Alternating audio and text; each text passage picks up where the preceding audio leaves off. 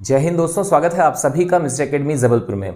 जैसा कि हम देख पा रहे हैं, एमपी कांस्टेबल का नोटिफिकेशन आउट हो चुका है और बहुत सारे विद्यार्थी हैं जिनके मन में जिज्ञासा है कि इसका सिलेबस क्या रहने वाला है। वास्तव में यदि हम बात करें रूल बुक की, तो हमारे कर्मचारी चयन मंडल द्वारा इसकी जो रूल बुक जारी की गई है उसमें कहीं से लेकर कहीं तक भी सिलेबस के बिंदुओं को मेंशन नहीं किया गया है। ये बताया गया है कि सिलेबस में क्या क्या रहने वाला है, आपके कहाँ से क्वेश्चन होने वाले हैं। जैसा कि हम यहाँ पर एक इमेज में देख पा रहे हैं, इन्होंने मेंशन किया हुआ है कि भाई हम इसमें 3 खंड में प्रश्न पूछेंगे। पहले आपके सामान्य ज्ञान एवं तार्किक ज्ञान के 40 प्रश्न रखे गए हैं। इसके अलावा 30 अंक यहाँ पे डिवाइड किए गए हैं बौद्धिक क्षमता एवं मानसिक अभिरुचि के लिए। इसके अलावा 30 अंक यहाँ निर्धारित किए गए हैं विज्ञान एवं सरल अंकगणित के लिए। तो मोटे तौर पर हम यहाँ पर देख पा रहे हैं कि आपका 100 अंक का जो प्रश्न पत्र होने वाला है, इसमें हमें मुख्य तौर पर जो विषय देखने मिल रहे हैं वो सामान्य ज्ञान, तार्किक ज्ञान, बौद्धिक क्षमता, मानसिक अभिरुचि, विज्ञान और सरल अंकगणित। अब यहाँ पर जो सबसे बड़ी दिक्कत है विद्यार्थियों के साथ वो ये नहीं जान पा रहे हैं कि सिलेबस में जो इन्होंने ये मेंशन कर दिया है इसमें रहने क्या क्या वाला है। ठीक है, इसके अलावा जो दूसरा बिंदु है वो ये कि आखिर ये बौद्धिक क्षमता और मानसिक अभिरुचि क्या है।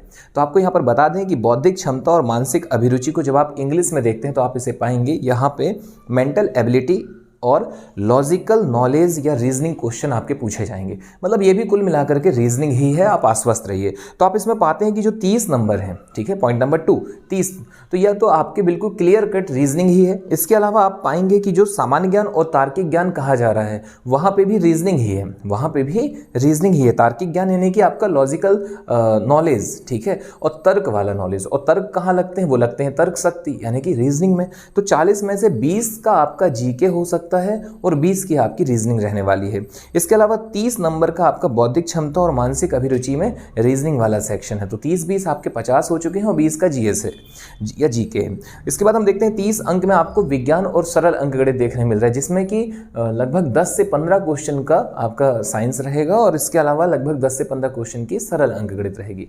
लेकिन यहाँ पर आपको बता दें कि ये तो सिर्फ और सिर्फ हाथी के दांत हैं, जो दिखाने के कुछ और खाने के कुछ और। यानी कि ऐसे देखने में तो हमें स्पष्ट नजर आ रहा है कि भाई 40 की हमारी रीजनिंग हो गई, इसके बाद 20 की और रीजनिंग हो गई, इसके बाद इतना हो गया, लेकिन ये सिर्फ और सिर्फ आपके दिखाने के हैं। ठीक है, अब हम आते हैं खाने के दांत पे। तो मुद्दे की बात यह है कि व्यापम का एक ठीक ठाक ट्रेंड अभी पिछले कुछ एग्जामों से रहा है और इसमें हमें ये देखने मिल रहा है, चाहे हम विगत वर्ष के एमपी कांस्टेबल को देखें, वहां भी हमें ये चीज़ देखने मिली कि मैथ का और रीजनिंग का सेक्शन काफ़ी ज़्यादा रहता है। अगर हम इसके रेशो की बात करें तो कुछ एग्जाम में ये देखने मिलता है कि रीजनिंग ठीक ठाक स्कोर आपका हो सकता है, ठीक है, ठीक ठाक उसका रेशो है, लेकिन कुछ एग्जाम में आपको देखने मिलेगा कि मैथ के क्वेश्चन ज़्यादा हैं। और जब हम ओवरऑल देखते हैं सभी एग्जामों को लेकर के, ठीक है, आप उसके यदि रिव्यू देखेंगे जो लास्ट आपके एग्जाम हुए हैं या आप उन एग्जाम के जो क्वेश्चन पेपर हैं उनको इसी कर्मचारी चयन मंडल की साइट पर जाकर के प्राप्त कर सकते हैं।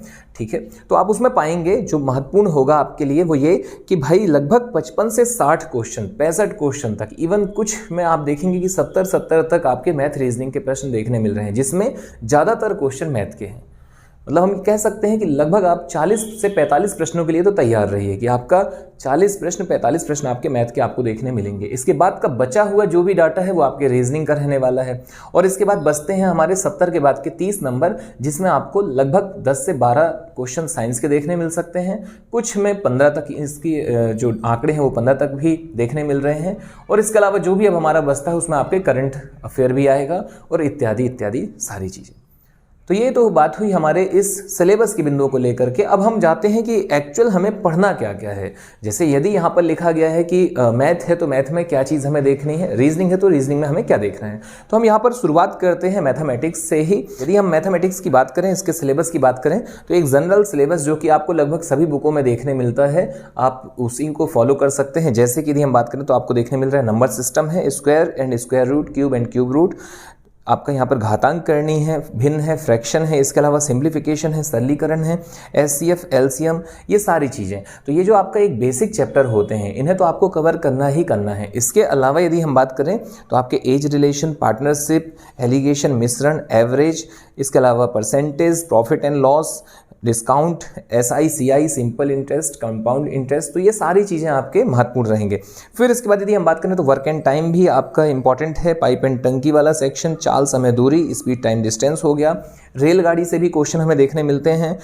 फिर हम बात करते हैं एडवांस सेक्शन में, जब हम जाते हैं तो हमें क्षेत्रफल वाले क्वेश्चन यानी कि आपका एरिया, ठीक है, वॉल्यूम भी हो सकता है, इसके अलावा ट्रिग्नोमेट्री से भी क्वेश्चन कई दफ़ा देखने मिलते हैं। आगे यदि हम बात करें तो आपके ट्राइंगल, ठीक है, एलजेब्रा वगैरह हो गए, मेंसुरेशन वगैरह हो गए, तो ये सारी चीज़ें हमें देखने यहाँ पर मिलती हैं मैथ के सिलेबस में।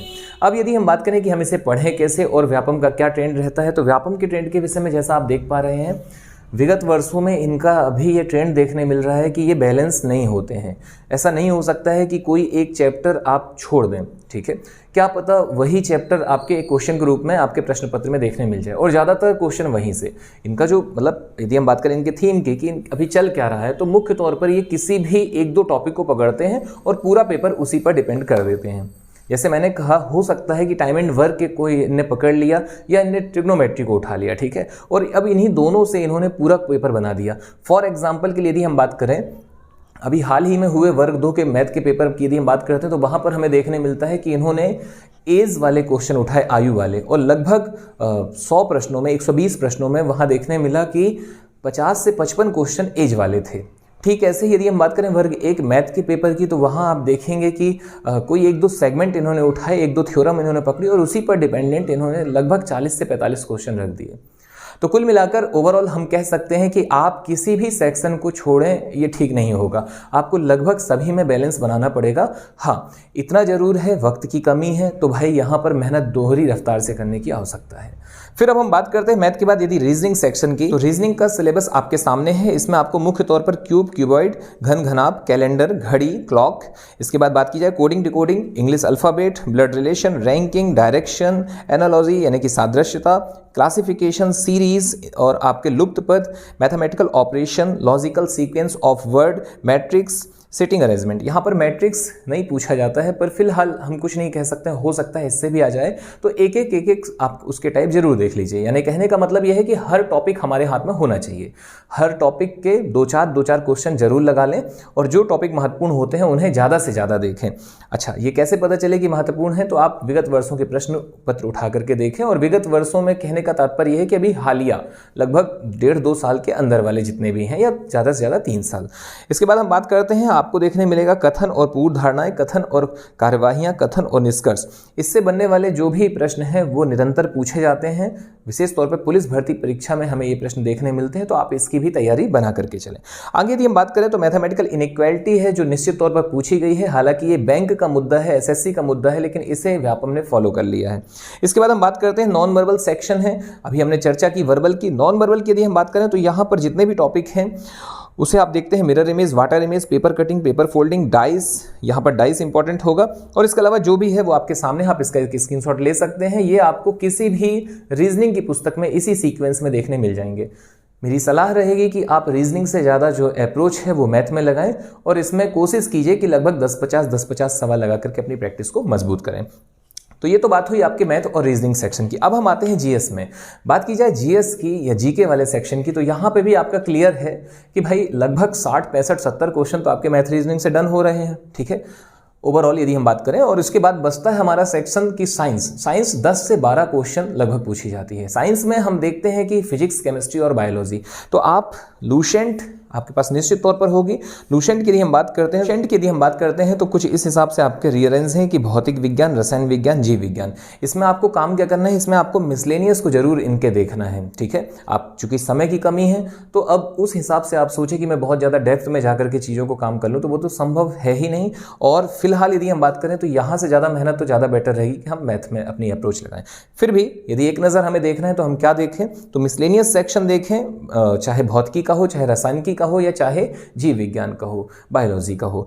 इसके बाद यदि बात करें तो ज़्यादातर प्रयास ये रहे कि बायोलॉजी सेक्शन आपका आपके जो भी ह्यूमन से रिलेटेड चीज़ें होती हैं, मानव से रिलेटेड हैं, चाहे वो रोग हो, व्याधि हो, चाहे वो विटामिन्स हो, है ना, तो इन्हें आपको देखने की बहुत ज़्यादा आवश्यकता यहाँ पर है। फिर इसके बाद बात करें फिजिक्स सेक्शन से, तो फिजिक्स में आप मात्रक वगैरह देख सकते हैं, मात्रक इंपॉर्टेंट रहते हैं। इसके अलावा यदि हम बात करें तो कार्य ऊर्जा, शक्ति हो गया, गति हो गया, आपका गुरुत्वाकर्षण हो गया, तरंग वगैरह हो गई, और इनके अलावा यदि बात करें तो आपका ब्रह्मांड सेक्शन भी यहाँ पर महत्वपूर्ण रहने वाला है। बात की जाए रसायन विज्ञान वाले सेक्शन से, तो रसायन विज्ञान में आपके लिए इंपॉर्टेंट रहेंगे मुख्य तौर पर जो आवर्त सारणी है उसे जरूर एक दफ़ा देखें। इसके अलावा यदि हम बात करें तो कार्बन और उसके यौगिक, धातुएं, अधातुएं, ईंधन, मानव निर्मित जो भी पदार्थ वगैरह हैं, ये भी आपके लिए इस सेक्शन से महत्वपूर्ण रहने वाला है। ठीक ऐसे ही जीवधारियों की, जीव विज्ञान की यदि हम बात करते हैं, बायोलॉजी की, तो जीवधारियों का वर्गीकरण, कोशिका विज्ञान, जैव विकास, अनुवांशिकी, इन सभी के कुछ कुछ क्वेश्चन, कुछ आप इसके कॉन्सेप्ट जरूर देख लें। यही आपका साइंस का सेक्शन रहेगा। हालांकि व्यापम की साइंस थोड़ा सा इस समय पर उटपटांग पूछी जा रही है, तो निश्चित तौर पर सिर्फ लूसेंट से तो काम होने वाला नहीं है। फिर भी यदि आप इतना पलटाएंगे तो कम से कम 2-4 क्वेश्चन तो आपके पक्ष में रहने ही वाले हैं। फिर अब हम बात करते हैं जीके सेक्शन से। जीके में आप पाएंगे हिस्ट्री है, पॉलिटी है, ज्योग्राफी। निश्चित तौर पर एक बहुत बड़ा आपका एक सेगमेंट यहाँ देखने मिलता है। सब कुछ पलटा पाना तो असंभव है, फिर भी हमारे यहाँ पर आपके लिए राय होगी कि आप कम से कम उतना जितना आपने पढ़ा हुआ है उसे आप जरूर पलटाएं। 2-2 क्वेश्चन, 3-3 क्वेश्चन भी यदि हमें यहाँ से देखने मिलता है तो बहुत बड़ी हमारी हेल्प होने वाली है। और अब अंततः आते हैं मुद्दे की बात पर, और वो है हमारा करंट अफेयर कि करंट कहाँ से कवर किया जाए करंट के लिए, है ना। तो करंट आपका सबसे बढ़िया रहने वाला है कि कम से कम आप स्पीडी जरूर पढ़ें। स्पीडी में आपका पूरा वार्षिकांक पूरा आपका कवर हो जाता है ईयर का। और इसके अलावा यदि हम बात करें करंट को लेकर के, तो करंट ओरिएंटेड अब आपका मध्य प्रदेश, चूंकि मध्य प्रदेश का एग्जाम है, एमपी के क्वेश्चन की यदि हम बात करें तो एमपी पढ़ना तो महत्वपूर्ण है ही। जीके में आपका एमपी भी पूछा जाएगा, और उस एमपी की यदि हम बात करें दोस्तों तो एमपी अब करंट बेस्ड पूछा जाएगा। कैसे प्रश्न बन सकते हैं, तो आप हमारे इसी चैनल के वीडियो में यदि जाएं तो शॉर्ट्स जो पड़े हुए हैं उसमें आप जाएंगे, स्लाइड्स आपको देखने मिलेगी। विशेष तौर पे वो एमपी गवर्नमेंट की जो स्लाइड्स हैं और जो डाटा उसका है एक ऑथेंटिक डाटा, वो आपको वहां पर देखने मिलेगा। और कुछ उससे आइडिया लेकर के मध्य प्रदेश अब इसी आधार पर पढ़ने का प्रयास कीजिए, क्योंकि अब वैसे प्रश्न नहीं पूछे जाते हैं जैसे हमें देखने मिलते थे पहले। तो एक तो वो हो गया, और दूसरा तो इसका मतलब क्या हम मध्य प्रदेश नहीं पढ़ें, क्या हम इसी करंट पर हो जाए, तो नहीं, एक नज़र आपको एमपी भी देखना होगा। निश्चित तौर पर वहां से भी प्रश्न बन सकते हैं। तो उम्मीद है आपको यहाँ पर ये सारी चीज़ें समझ में आ रही होंगी कि सिलेबस में हमें काम कैसे करना है, कैसे पढ़ना है।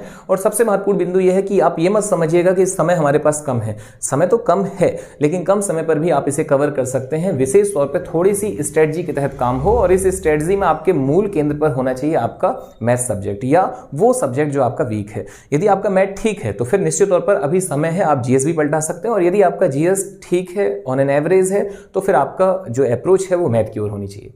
तो चलिए ठीक है दोस्तों, आज आपसे विदा लेते हैं। मुलाकात जल्द ऐसी ही किसी महत्वपूर्ण सूचना के साथ। धन्यवाद। जय हिंद, जय भारत।